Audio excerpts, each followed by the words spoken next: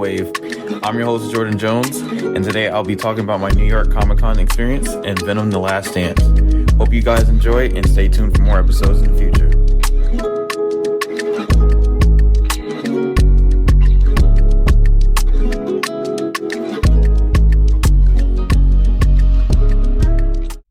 And we are live. Oh my God. New York Comic Con was just an experience of all time. An experience that I wish everyone can have at least once in their life. You know, like, it's a pleasure to be able to say that I've been to a big event like this in the comic space within like a year and a half officially into my career. Like, it's insane. And to be even accepted under the terms of what I do on Twitter just alone, like that. Wow. But I'm going to be diving into my Comic-Con experience today. So I hope you guys enjoy and buckle up because it's a lot. It's a lot. So the first, well, not the first day, but the badge, picking up my badge with my cousins, that day was on, what was it? Tuesday. I actually went Tuesday instead of Wednesday because my cousin ended up having to do something. So I was like, okay, we can just go Tuesday. The line shouldn't be that bad. And getting to the Javits Center was a struggle for me. I'm not gonna lie. It was a struggle. As a New York native, I know people are gonna be listening to this like, you live in New York, you should be able to know how to get around and stuff. But I don't know, like, I wasn't expecting that building to be that big.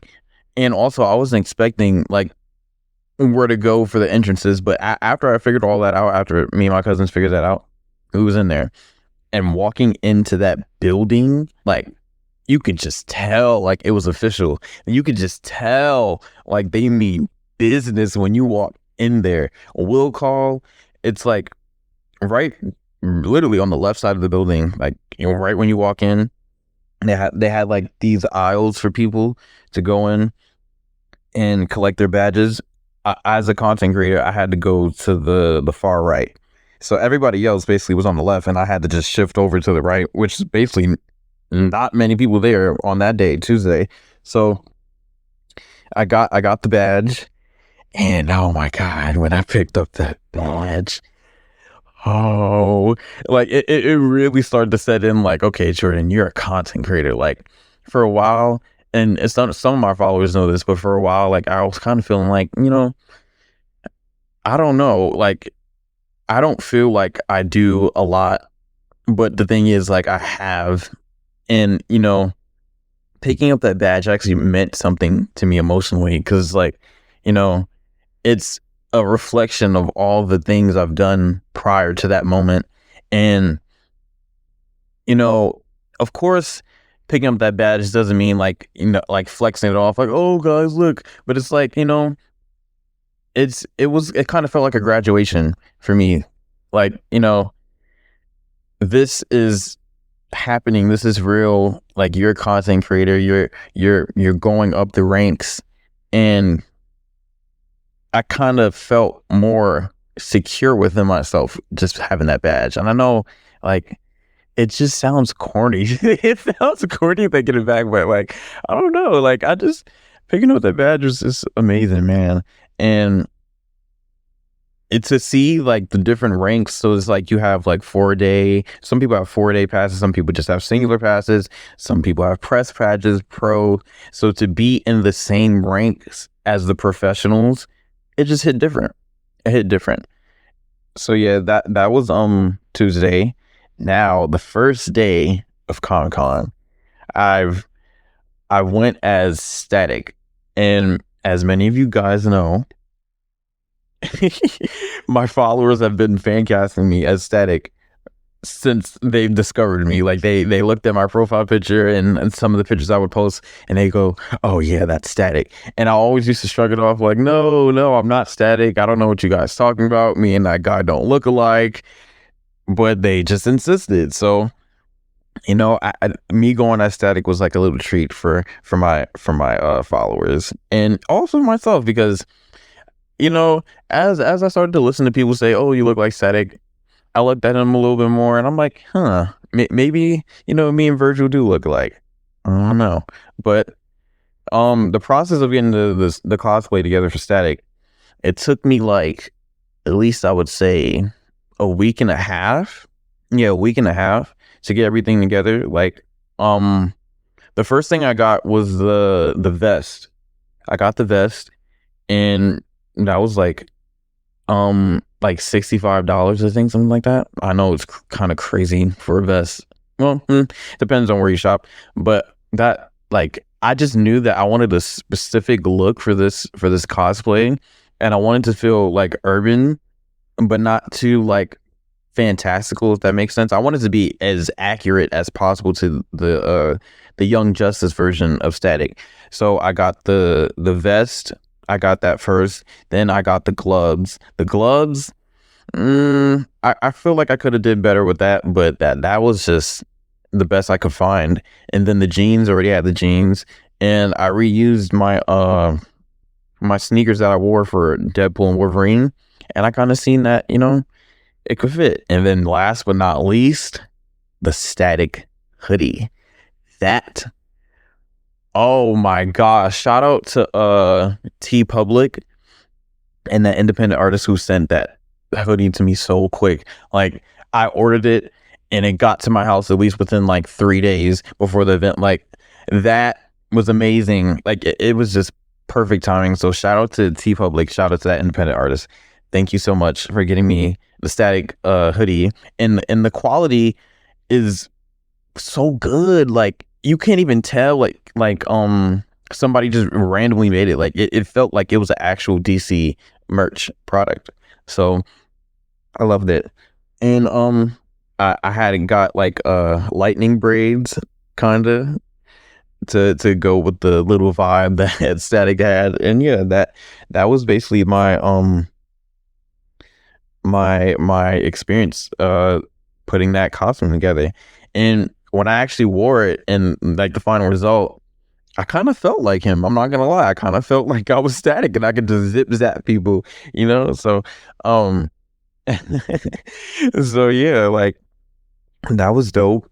Me and my cousin Kareem, who came along with me for the first 2 days, we finally got there, and it was just like thousands of people already outside. It's like 8 o'clock in the morning. People, like thousands of people were there already, and I'm just like, whoa! Like, I didn't think Comic-Con was that serious until I literally got there. Like, there was people that was camping there since like probably 7, and like they're already in full costume, everything. It's like 40 degrees outside, and like some people were like wearing their sweaters over the costumes so they don't get cold and stuff. It was like really cold. So the fact that that this is my first time going, and I just already seen the love that was there before the doors even opened, like that was insane. So the process of getting in was super easy. You just walked up to the badge scanner area, and then you just walked right in. Simple. And then we got in, and Javits Center, like I said before, Javits Center is like a maze. Like, it was just, I was just bombarded with like emotions, because I'm just like, oh my gosh, like there's a SpongeBob area, but there's also the Marvel area, and then there's also like Creature Commandos, and there's like like artists right there, and like and so many fans and content creators and celebrities. I'm just like there's so much to do. I just felt like a kid in a candy store, and they could just tell you like pick whatever you want. Like, that first experience was just crazy. It was so crazy. And yeah, so after like probably like a couple of hours of just roaming the show floor, I finally got to meet one of my mutuals on Twitter, Michael French. His name is Fins MF on Twitter, and I believe it's TikTok and everywhere else. He is such a dope person in real life. I already knew he was cool, but just like meeting him, it really just set the tone because I'm just like, wow, like this guy is literally just like me. Like I can nerd out. We could literally, we're just talking for like at least hours.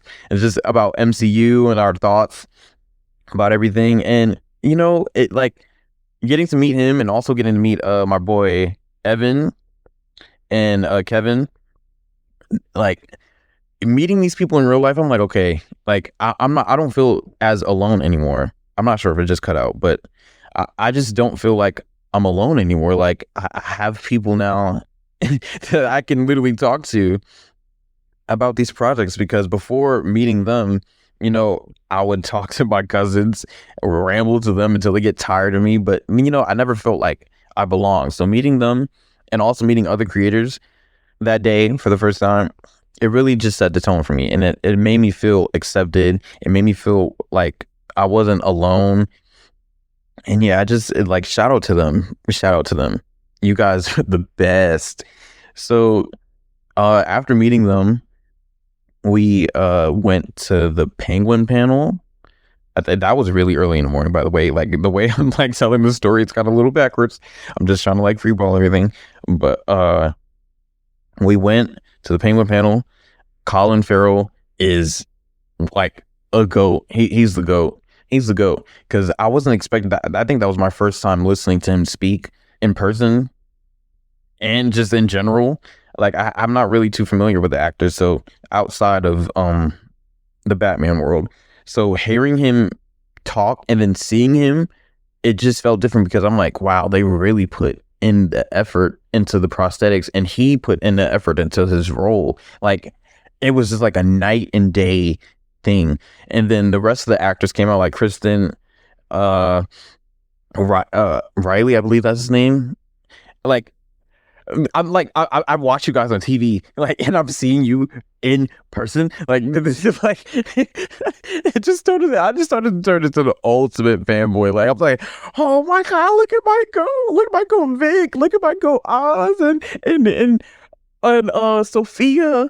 Like, oh man. Like that panel was just and then also one thing about that panel, I used to watch Comic-Con panels all the time on my phone. So to actually be in that same room and experiencing things in real life before anybody else can, and then getting to make updates about that just felt so good. It felt oh my god, like it's crazy to be able to say that I can now do the things that I've always watched other people do. Like that will never get, that will never start to set in for me. I don't think it ever will. It like to be able to say that I'm a content creator, just like wow, like so many doors were open just that first day, and then I have the second day. I had a TVA fit. I'm pretty sure. Once again, my followers would know that I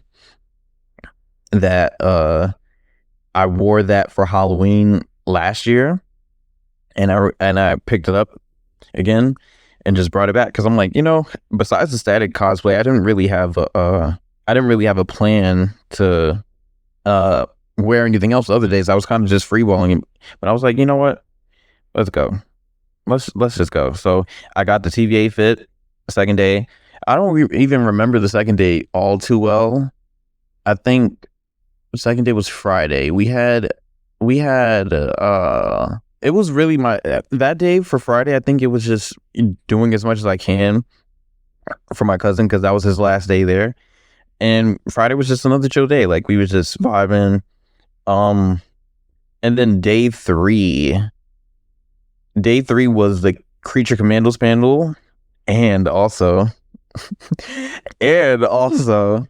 the day that I met James Gunn. Oh my gosh. Okay, before I even get to that, I just want to throw in real quick, like me deciding to wear the Batfleck fit that day instead of Friday, like that was the perfect choice. And I also had the Creature Commandos dog tag around my neck along with my badge. Like it just, something about that day just said like it's gonna be legendary. And the thing is, My good friend DC Film News, he had texted me and he was like, "Oh, if you meet James Gunn, send him my love." And I was like, "Oh yeah, okay, cool." But I wasn't going into that date literally expecting to meet him like that. Like I think it was just the universe. It was just the universe. So we go into the panel. I'm nervous because I think I was doing a whole bunch of other things that day, and I thought I was gonna be late to the panel. So I had ran upstairs because I think, what was it? I was also at the Jim Lee panel. Yeah, I was at the Jim Lee panel, and I had got one of the wristbands to meet him, but I fumbled that. I fumbled that so badly because um I Michael, who I introduced to you guys earlier, of Fins MF, he gave me his band because it wasn't under my seat, and the band was basically for us to meet Jim and get a signature. But I don't know what happened. I don't know how I fumbled it because I circled the 1,000 area of the show floor like probably 5 times, and I'm wasting time like because it's already 3 o'clock, and people start lining up for the panel like an hour in advance. So I'm just wasting time trying to find Jim Lee. And I'm like, you know what? I think I just fumbled it, guys. Like, I have to go upstairs to get on this line because I cannot miss this panel. Like, this is one of the main reasons for me coming to Comic-Con. So, yeah, I go upstairs. I start lining up for the panel. And, like, the hours pass. We get in there. And then, boom. Like, the energy in that room was insane when I tell you guys. Like, seeing David Harbour, he's also in the MCU as a Red Guardian, and then Frank Grillo, I think he played who did he play? Crossbones. Like, seeing MCU stars and then DC stars, including James Gunn, there, it didn't feel real. It felt like a dream. It honestly felt like a dream. I couldn't even be able to tell you. Like, I keep saying like it's insane, and like I can't even put it. Like, I just can't tell you because it's like, how do you describe watching your idols and then seeing them in person? Like, it's just a different experience. It's just a different experience. So after the panel, the process of leading up to that crazy moment of me meeting James Gunn, I noticed I was originally sitting in the back of the panel, like in the far back, because we were standby guests next to the reserved VIP reservations and the press. So after the panel, I was getting ready to leave, and I look to the back of the stage, just a glance. I look to the back of the stage, and I go, "Oh, is that James?" Like, just on there on the stage, and Frank Grillo just meeting people. And then I squint because I'm really far back. I can't really see them. And then I hear people go, "James, James, James." I'm like, uh oh. Like, your time is here, Jordan. You just go over there and look and see what's happening. And then I start to inch up. I'm nervous. I'm really, really nervous because I feel like something's coming. I'm nervous. I'm usually not the type to just break limits or just test like what am I trying to say? Like, just test my limits. Yeah, test my limits. Let's just put it at that. I'm not the type of person to test my limits, and I know that this is very serious. Comic-Con does not play about trespassing anything. So the VIP area was clear, and I didn't see any security, so I didn't think it was a problem for me to just walk up there. So I started to inch up there, closer and closer, and I get closer, get even more closer, and now I'm at the front stage, and I was like, oh, okay, so I guess we can just go up there to the stage. And then I see Frank Grillo. He's the first person I looked at, and I'm like, I kind of just stopped. Like, I literally just stopped, and I was just like, whoa, like, this is actually Frank Grillo, and I'm standing right in front of him. And he's so nice. He literally was just, fans are screaming at him to sign like Funko Pops and posters and stuff, and he signed it like almost every single one of them.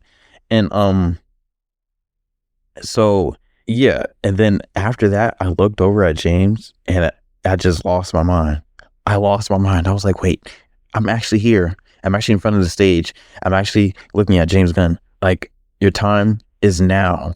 Your time is now, Jordan. You're at the stage. You need to try to go up there and try to greet him. So I go up there. I say his name a couple of times, but he couldn't hear me because like everybody's just yelling at him to sign posters and stuff, and then the security is like trying to, manage the situation so he's protected and stuff.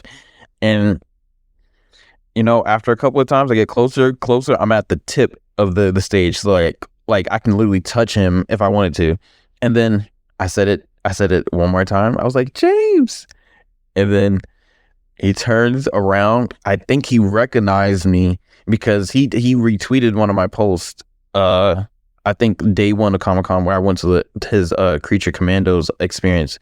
So I think he's seen my face and he recognized who I was. So then I said, James. He looked at me and he looked into my phone camera and he was like giving me like the gesture to take the picture. And I was like, oh my God, this is it. Like, this is the moment, Jordan. You better take it. And then I took the picture.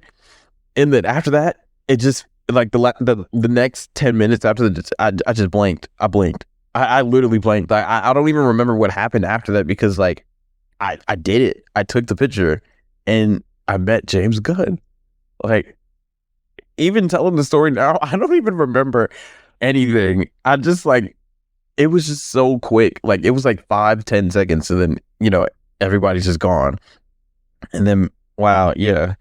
I think also the Venom panel was that day, I think, or was it day 4? I don't even remember. But seeing Aaron Taylor Johnson, that was also another thing. And then Tom Hardy talking about Venom. Like, that was, wow. Like, I'm telling you guys, like, wow. I'm just sitting here thinking about it as I'm speaking into this microphone. Like, if you have not been to Comic-Con, make it your mission. Make it your mission. Like, just whatever you're doing, just keep pushing. It might get hard sometimes, but you got to just push through. If you know that you want better for yourself, and you know that you're a creator, and you know that you have potential, maximize on that. Don't be afraid to take risks because you never know where that will take you. And it's crazy to say that I've met like 3 celebrities within that whole weekend. And not to forget about day 4. Day 4 was the Marvel Studios art panel with Ryan Meendering. I'm so sorry if I'm butchering your name, but with Ryan and Andy Park. And I met them. I took pictures with them, and like me and Michael were just so like geeked out because we really did that. Like, we just caught them on the side after they left, and we got the pictures, we got the sign, we got to tell them like, thank you so much for everything that you've done for the fan base. Thank you for contributing to an era in like a part of my life, because Marvel Studios and like superheroes, Marvel in general, is my life. Like, I would not be here without superheroes. And I keep saying that. I will always say that. So just to actually get to tell him like, hey, thank you so much. And I almost cried. Telling all 3 of them. I think it was Tara, Kevin, and Ryan. Ryan. All there at the signing booth. And I just literally, they were, I could tell they could just feel the love that I was giving them. Like, because I was so nervous. I was shaking and like, that's like getting to meet your favorite person or somebody that you really just admire, and just trying to just sum up everything that you love about them in a single sentence before you have to move away and let somebody else speak to them. Like, that moment right there was just amazing. 10 out of 10. And that pretty much sums up my Comic-Con experience. Playing this back, it might sound all rushed and stuff, but I tried to explain everything as possible. I mean, as clean as possible. And yeah, and last but not least, because we're like cutting in on time, Venom: The Last Dance. I watched that yesterday, Friday. This is now I'm recording this on Saturday, so yeah, Venom: The Last Dance. It you know Sony has problems with the Spider-Man franchise. We all know that. I've gotten jumped on Twitter for saying the same thing last year, but I guess people understand it now. Like, they've always had problems. They don't make the best Marvel movies. We already know that. I watched Venom 1 and Venom 2 for the first time probably like 2 weeks ago. I didn't really care about the films that much, to be honest with you. I only cared about Eddie and Venom. So going into this, The Last Dance, I was expecting a really good closure to their dynamic and also some really interesting action scenes. And I got both of those. But the way they ended that film with, you know, I don't want to go into spoilers, but the way they ended that film, it meant a lot to me because one of the songs that were being played was Memories by Maroon 5, and that's literally one of my favorite songs by the group. So just having a personal connection with the song that's being played and then also them summarizing the trilogy, I felt like that was so solid. Like I don't understand how people could be mad at that, but hey, if you don't like it, that's cool. But yeah, I really liked it. I had a solid time. Like, I really think that this is the best Venom film, and it's my favorite personally because I feel like Sony did try here. Like, they did try to give a good, like a solid conclusion to the story, and I feel like they did what they wanted to do. And yeah, that's pretty much it. Like, I say I would recommend for you guys to watch it. And if you don't enjoy it, that's cool.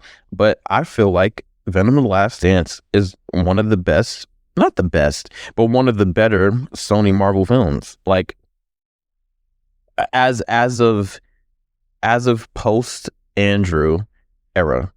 Let's just make that clear. Not including Spider-Verse, not including Tobey Maguire, or just in this current era. Like, this Venom is definitely one of the better films that they released, because Madam Web, we don't talk about that. and and yeah, that's it. But yeah, um I'm realizing that I'm just like yapping now. So thank you guys for listening to this episode of Wave, and I will see you guys really soon, because I've been working on a lot of things, and I feel like you guys will be really proud to see when it all gets revealed. So, you know, uh, like I said before, if you are passionate about something, make it your mission to work on it. Don't let anybody discourage you. Don't let anybody make you feel like you can't do what you want to do, and just stay true to yourself. I promise you, it's going to take you far. It's already taking me so far, and I don't even know what's next. Like, this next year could probably even be even better. I don't know that, but me deciding to take a chance on myself and step out and show people who I am within this past week, it's opening doors. And if it can open doors for me, I'm pretty sure it can open doors for you. So on that note, I love you guys so much. And thank you for tuning in to this episode of Wave. Take care.